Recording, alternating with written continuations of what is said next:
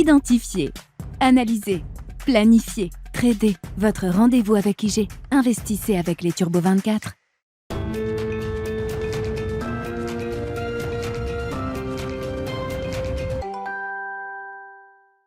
Bienvenue dans Smart Bourse, votre double dose quotidienne de marché en direct sur Bismart. Chaque jour à la mi-journée, 12h30, 13h et en fin d'après-midi, pendant une heure à partir de 17h en direct, rediffusée à 20h sur Bismart TV. Émission que vous retrouvez chaque jour en replay sur bismart.fr et en podcast sur l'ensemble de vos plateformes. Au sommaire de cette édition de la mi-journée, première échéance mensuelle de cette année 2023 avec l'expiration de différents produits dérivés, options sur indices notamment tout au long de la journée.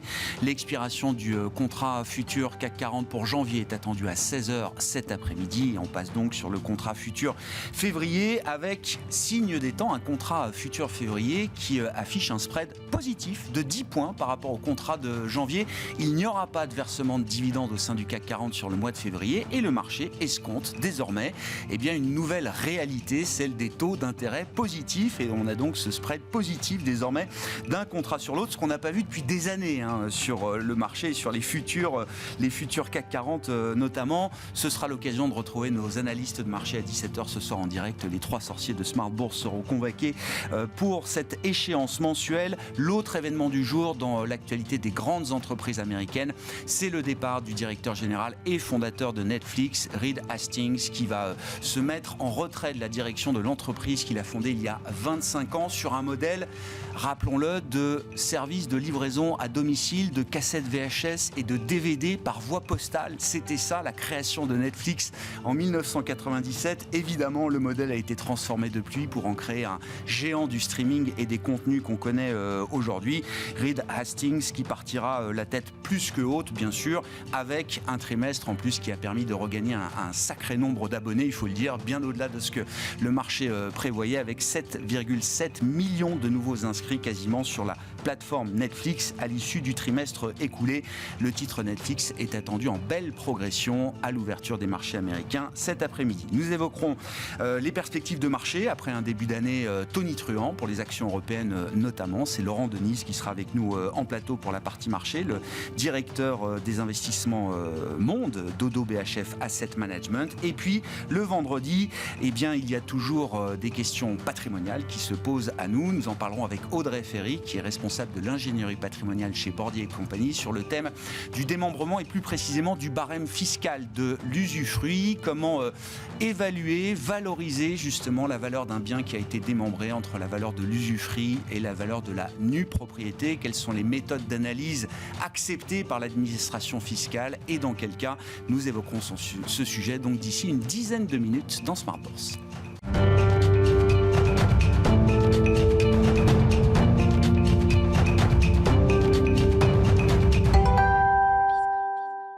Mais d'abord, les perspectives de marché et quelques commentaires sur la situation de marché actuelle qui mérite un peu d'analyse. Laurent Denise est avec nous en plateau, le Global CIO d'Odo BHF Asset Management. Bonjour et bienvenue Laurent. Bonjour. Toujours fascinant de voir à quelle vitesse le marché peut passer d'un état à un autre. On était au pic de la peur fin septembre et vous étiez là pour en parler avec nous, Laurent, je m'en souviens très très bien. Moins de 4 mois après, on est peut-être à ce qu'on pourrait décrire comme un pic Goldilocks, c'est-à-dire la perception d'une situation parfaitement idéale pour les investisseurs. Toujours fascinant d'observer quand même ces mouvements de changement d'état d'esprit aussi rapides. C'est vrai, mais pour le coup, je crois qu'on en avait parlé à l'époque, effectivement. Je crois qu'il y avait une vraie justification à devenir un peu plus positif. Alors effectivement, on a vu une conjonction de facteurs qui sont bien passés. La normalisation des chaînes de distribution de valeur, la baisse du prix de l'énergie qui effectivement a changé la donne, le pivot anticipé. On en reparlera peut-être un tout petit peu trop de ce côté-là. Et puis finalement, quelque chose qu'on n'attendait pas aussi rapidement, c'est la politique zéro Covid qui prenne fin avec une telle vitesse. Donc effectivement, une conjonction de facteurs plutôt positifs. Mais l'essentiel n'est pas là, Grégoire. L'essentiel, ce sont les valorisations et c'est aussi finalement la capacité de résilience de se réinventer, j'ai envie de dire, des sociétés. Et puis les stimulus fiscaux qui ont permis aussi de limiter la casse. On est toujours dans cette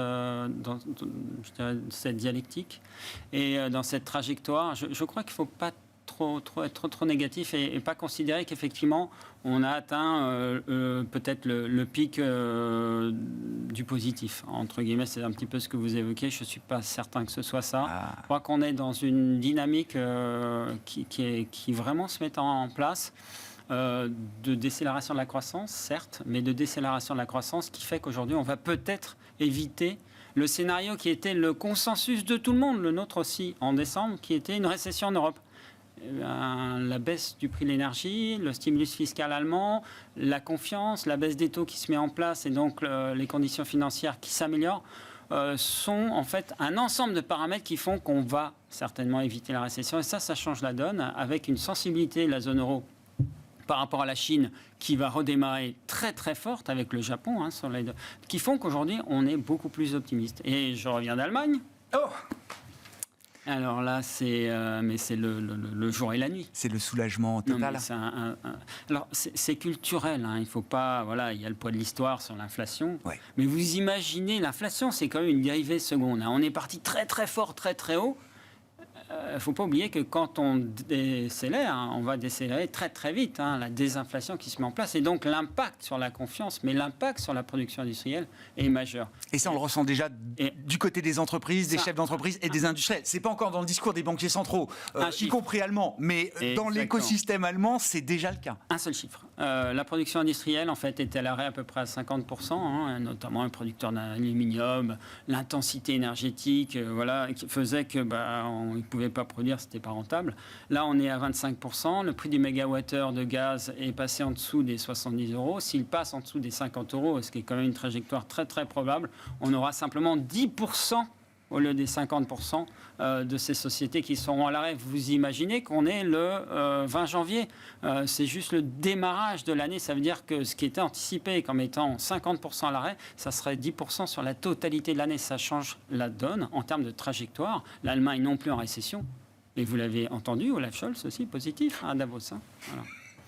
Je me dis que pour qu'un chancelier, effectivement, ou un décideur politique de ce niveau-là puisse afficher un certain positivisme, on va dire, oui, il faut qu'il y ait quand même de solides garanties derrière quand il engage son capital politique sur l'idée qu'il n'y aura pas de récession en Allemagne. Exactement. Il y a des données haute fréquence qui commencent à vraiment être positives de ce côté-là. Ouais. Alors, je comprends, il ne faut pas abandonner l'idée d'être constructif.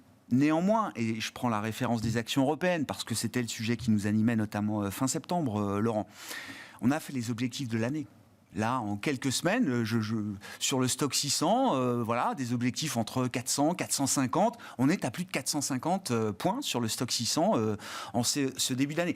L'espérance mathématique de performance des actions européennes a été consommée de ce point de vue-là. Qu'est-ce qui peut se passer en termes de schéma, en termes de dynamique de marché, partant de ces objectifs déjà atteints en 3 semaines? Alors, quand on parle d'espérance, on parle d'hypothèse, d'accord ? Et donc, il faut peut-être regarder quelles sont les hypothèses. Donc effectivement, c'était aussi notre scénario, 9-10%, avec un consensus au niveau de la croissance des résultats qui est à peu près de 3%. Juste, là encore un chiffre, on était le 30 décembre à 0. Ça a été révisé non pas à la baisse, mais à la hausse depuis 15 jours. Premier point. Donc admettons qu'on prenne ce 3% effectivement et qu'on estime que la compression des multiples est finie. On était sur des multiples historiques de 14. On ne va peut-être pas y retourner. N'oublions pas qu'il y a quand même la guerre en Ukraine. Mais disons 13, et effectivement, si on fait les maths, ça fait à peu près 10% de performance. Très bien.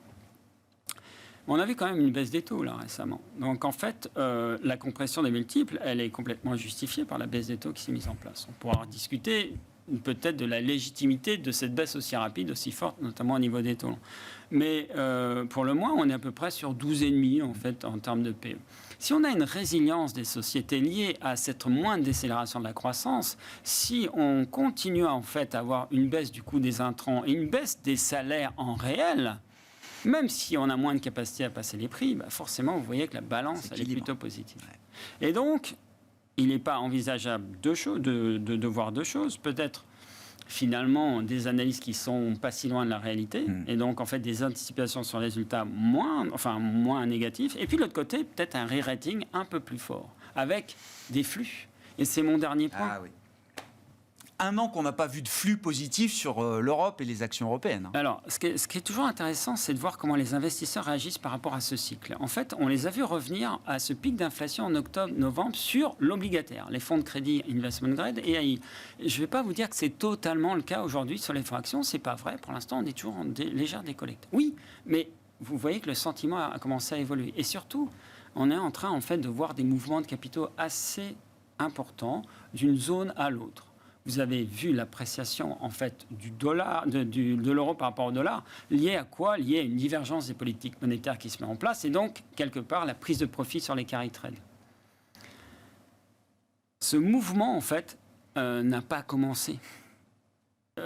C'est un mouvement qui va faire que les investisseurs vont sortir des US et pour rentrer vers où? Vers les devises dépréciées. Je vous rappelle le carry trade, on emprunte dans une devise faible et on emprunte dans une devise forte. Donc vers l'euro, le yuan, la Chine et le Japon. Ce sont 3 zones qu'on favorise. Si on commence à avoir ces mouvements de flux qui se mettent en place, là on peut avoir une certaine exagération. Donc oui, je vous rejoins sur le fait que l'espérance effectivement de rendement est atteinte, toutes choses étant égales par ailleurs, avec les hypothèses qu'on a évoquées, mais attention quand même à ce phénomène d'exagération lié aussi à la vitesse de changement en termes macroéconomiques et en termes microéconomiques, et c'est important de le dire aussi. On rentre dans une tendance lourde, potentiellement, de surperformance des zones que vous avez citées, de l'Europe, des émergents à travers la Chine, du Japon peut-être, par rapport au marché américain, marché leader depuis toujours, en tout cas dans le cycle précédent, et encore plus si on regarde le Nasdaq, il y a un vrai changement de leadership structurel, qui peut durer encore quelques temps, qui s'est mis en place aujourd'hui. Je reviens un tout petit peu sur les flux parce que ça me paraît vraiment le paramètre. La macro, c'est toujours effectivement difficile à évaluer, puis la micro, on va voir un petit peu quels sont les résultats Q4, vraisemblablement positifs, surtout la guidance peut-être un peu plus faible. Donc c'est pas facile à évaluer. En revanche, il y a vraiment le dernier paramètre de l'allocation, sont les flux. Qu'est-ce qui se passe sur les flux? On a vu toute la partie retail, wholesale, les particuliers finalement revenir sur les marchés, ce qui explique la belle performance de début d'année.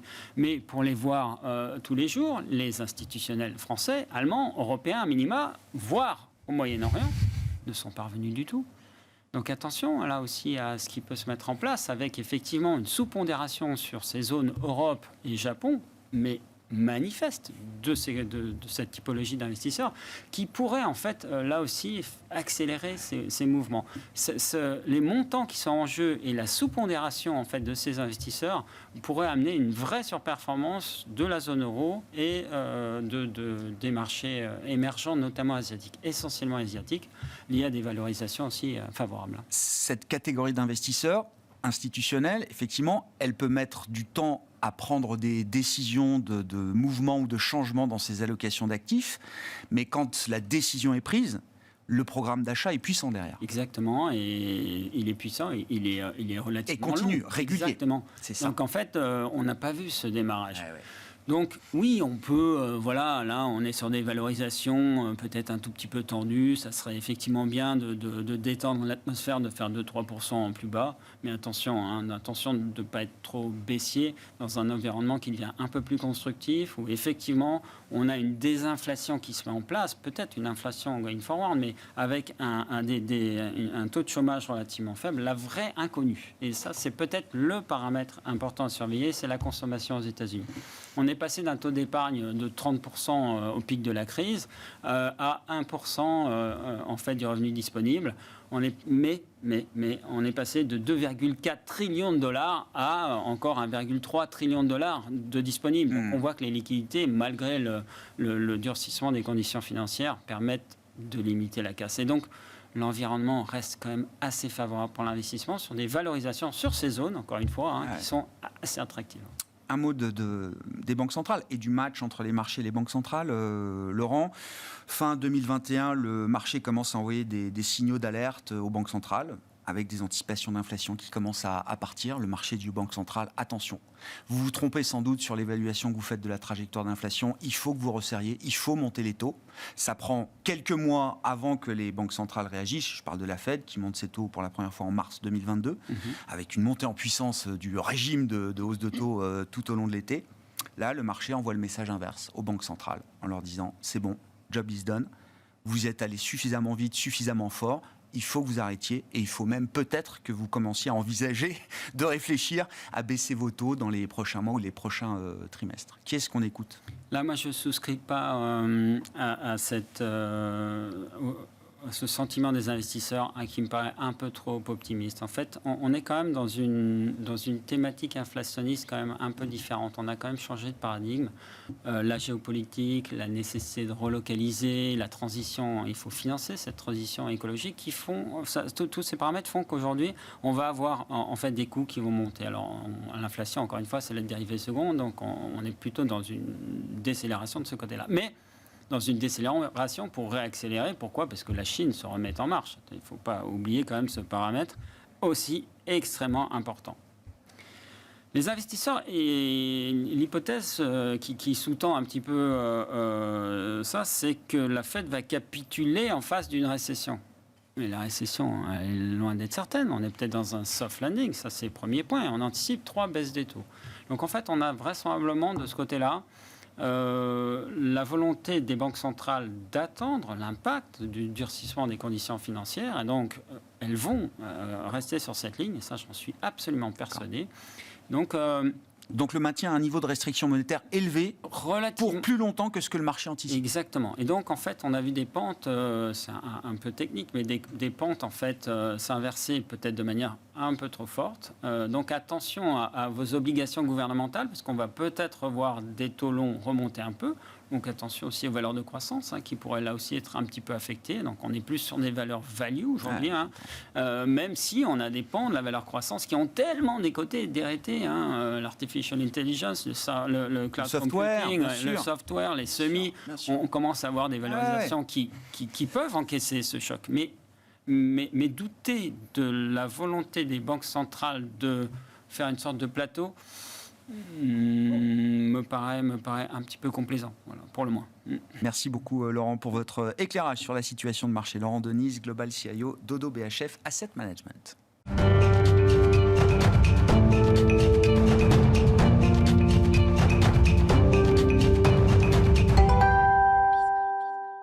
Le vendredi, c'est patrimoine. Le sujet du jour, c'est celui du barème fiscal de l'usufruit. Et nous en parlons avec Audrey Ferré, responsable de l'ingénierie patrimoniale chez Bordier et compagnie. Bonjour Audrey. Bonjour Grégoire. Merci beaucoup d'être avec nous. On parle d'usufruit, donc il faut peut-être redonner rapidement la logique du démembrement d'un bien entre l'usufruit et la nue propriété. Oui, bien sûr. Alors, le droit de propriété, il se caractérise en fait par l'addition de droits différents. Donc, on a l'usufruitier qui va posséder en fait le droit d'utiliser le bien ou de recevoir les revenus. Et on a un nu propriétaire, donc il y a une autre personne que l'usufruitier, qui lui a le droit de disposer du bien. Alors, le démembrement de propriété, en gestion de patrimoine, on le rencontre notamment en cas de donation par un parent de la seule nue propriété d'un bien, ça veut dire qu'il conserve l'usufruit pour lui, ou alors en cas de décès d'un conjoint et l'époux survivant va choisir de recueillir l'usufruit de la succession. Et à ce moment-là, les enfants sont dits nus propriétaires du patrimoine. Alors, l'intérêt du démembrement de propriété dans une stratégie patrimoniale, c'est que d'une part, le nu propriétaire, il va payer des droits uniquement sur la valeur de la nue propriété. Donc on va voir qui est déterminé selon l'âge de l'usufruitier. Au décès de l'usufruitier, donc l'usufruit s'éteint, et à ce moment-là, ça rejoint la nue propriété. Le nu propriétaire devient plein propriétaire sans fiscalité supplémentaire. Et si jamais le bien s'est valorisé entre le jour du démembrement et le moment où l'usufruit s'éteint, cette plus-value, elle est totalement acquise sans fiscalité au nu propriétaire. Quelle est la méthode reconnue par l'administration fiscale qui permet justement d'évaluer, de valoriser la part de l'usufruit par rapport à la part de la nue propriété dans un dispositif de démembrement? Voilà, alors c'est ce fameux barème fiscal qu'on va utiliser pour déterminer quelle est la valeur de l'usufruit viager. L'usufruit viager, c'est celui qui va s'éteindre au moment du décès de l'usufruitier. Donc ce barème fiscal, il est obligatoire. On ne peut pas le contourner en matière notamment de donation et de succession. Donc pour payer les droits en cas de donation et de succession, on est obligé d'appliquer ce barème. Et ce barème, il va nous donner pour un usufruit et donc la nue propriété correspondante, un pourcentage à appliquer à la valeur du bien pour dire quelle est la valeur de l'usufruit, quelle est la valeur de la nue propriété selon l'âge de l'usufruitier. Et ce barème, il fonctionne par tranche de 10 ans. On va l'afficher, ce barème, effectivement.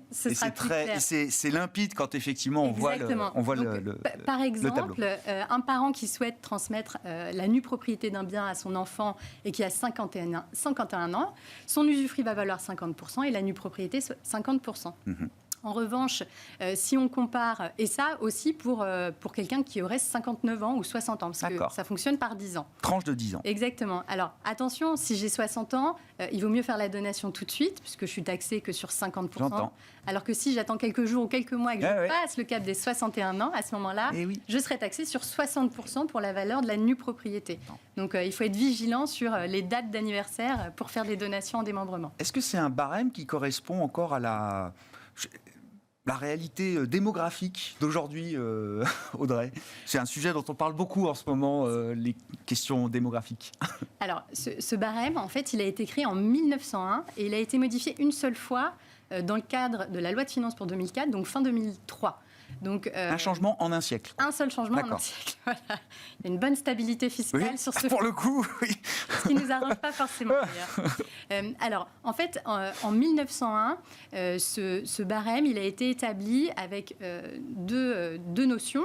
La première, donc des tables de mortalité avec une espérance de vie qui était en 1898, donc pour un homme 46 ans, pour une femme 49 ans, et un taux de rentabilité du bien de 1,5%.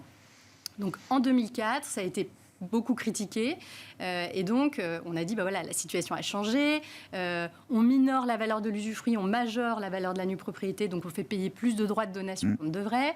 Et donc, il y a eu une réforme dans le cadre de la loi de finances. Et à ce moment-là, on est passé donc, sur des tables de mortalité plus récentes, c'est-à-dire 1996-1998, et un taux de rentabilité du bien de 3%. Donc, on a quand même majoré la valeur de cet usufruit. Et donc, on a minoré la valeur de la nue propriété pour correspondre plus à une réalité économique du moment. Cette réforme, elle a eu deux conséquences. Donc, chaque tranche du barème a été augmentée de 20%. Donc, si je prends un exemple, en fait, un usufruitier qui avait 51 ans avant la réforme, son usufruit valait 30% et la nue propriété 70%, alors que maintenant, on le voyait tout à l'heure avec le tableau, l'usufruit vaut 50% et la nue propriété 50%. Donc, on a gagné 20% sur chaque tranche et on a aussi créé deux nouvelles tranches pour les usufruitiers âgés entre 71 et 80 ans et entre 81 ans et 80 ans. Ben oui, l'âge de vie, l'espérance de vie est plus de 50 ans comme il y a un siècle, effectivement. Est-ce que cette modification au tournant des années 2000, comble les différentes faiblesses qu'on pouvait adresser à ce barème fiscal ? Alors, je pense qu'en 2023, on a toujours des critiques qu'on peut apporter à ce fameux barème fiscal parce que les choses ont encore évolué. La première, c'est déjà de dire ça a été modifié il y a 20 ans, donc l'espérance de vie a augmenté depuis. Ce barème, pour l'usufruit viager, il est fondé sur l'espérance de vie d'un homme. Or, désolé, mais les femmes ont une espérance de vie plus élevée. À titre d'illustration, une femme en 2022 de 65 ans vivra en moyenne jusqu'à 89 ans. Alors que pour un homme, en 2022, âgé de 65 ans, il ne vivrait en moyenne que jusqu'à 86 ans. Donc, on n'a pas de distinction homme-femme dans le barème. Donc ça, déjà, c'est c'est un inconvénient qu'on pourrait remarquer. Donc, soit faire cette distinction, soit fonder l'espérance de vie retenue dans les calculs de ce barème sur plutôt l'espérance de vie d'une femme plutôt que celle d'un homme. Que dit le législateur ou l'administration sur ces critiques qu'on peut encore adresser au barème fiscal ? Est-ce qu'on peut attendre d'autres évolutions, une deuxième réforme en un peu plus d'un siècle? Est-ce que c'est envisageable? Alors, les autres critiques qui ont été faites, c'est d'autre part, en fait, que le rendement du bien n'est pas du tout pris en compte. C'est-à-dire que le bien ait une rentabilité de 1 10%, ou de 10%, ça change rien. Ce sera la même valeur de l'usufruit. Ouais. Et aussi, il manque de précision puisqu'on fonctionne pas avec l'âge précis de l'usufruitier, mais par tranche de 10 ans. Il avait été proposé dans un rapport de 2002 sur les mutations nécessaires des donations et des successions, d'une part de distinguer hommes-femmes, et en plus de fonctionner par un barème de tous les 5 ans plutôt que tous les 10 ans, voilà, pour une appréciation un peu plus fine. Alors, aujourd'hui, est-ce que le législateur serait prêt à faire une modification ? Je ne pense pas, puisqu'il y a une réponse ministérielle qui est assez récente, de juillet 2019. Donc là, c'est le ministre de l'économie et des finances qui est venu répondre à une question qu'on lui posait justement sur est-il possible de revaloriser ce barème fiscal pour augmenter la valeur de l'usufruit et réduire la valeur de la nue propriété. La réponse a été très clairement non. C'est déjà suffisant. Puisqu'il considère que le mécanisme civil du démembrement de propriété bénéficie déjà d'une fiscalité très avantageuse. Donc, on ne va pas distinguer hommes-femmes parce qu'il y a d'autres facteurs qui peuvent influer sur l'espérance de vie, notamment le niveau de vie. Et il explique qu'on a choisi des tranches de 10 ans par souci de simplicité. Est-ce que ce barème est la seule règle applicable ? Est-ce qu'il y a d'autres méthodes d'évaluation et qui sont forcément acceptées par l'administration fiscale ? Il s'agit bien de faire les choses dans le bon ordre de ce point de vue-là, Audrey. Alors, l'administration fiscale, elle va imposer ce barème fiscal parce que ça lui permet de calculer l'assiette de ses droits. Donc, elle va l'imposer dans certains cas. Elle l'impose, comme j'ai dit, pour les droits de donation, pour calculer les droits de succession, pour l'IFI également, et puis pour les droits de mutation à titre onéreux, donc c'est en matière de vente ou d'apport, et enfin en matière de publicité foncière.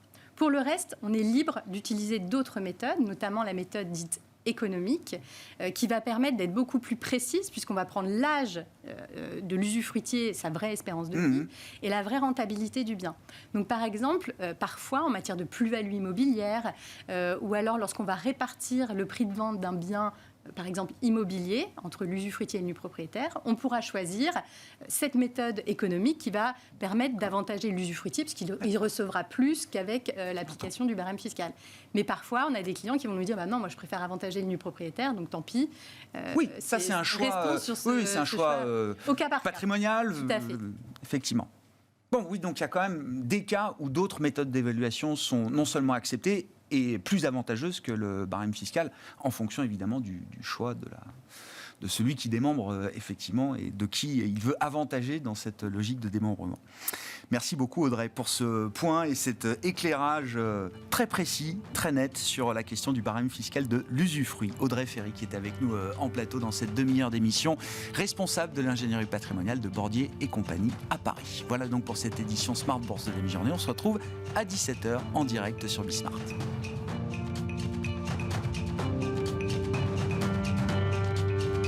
Identifier, analyser, planifier, trader. Votre rendez-vous avec IG. Investissez avec les Turbo 24.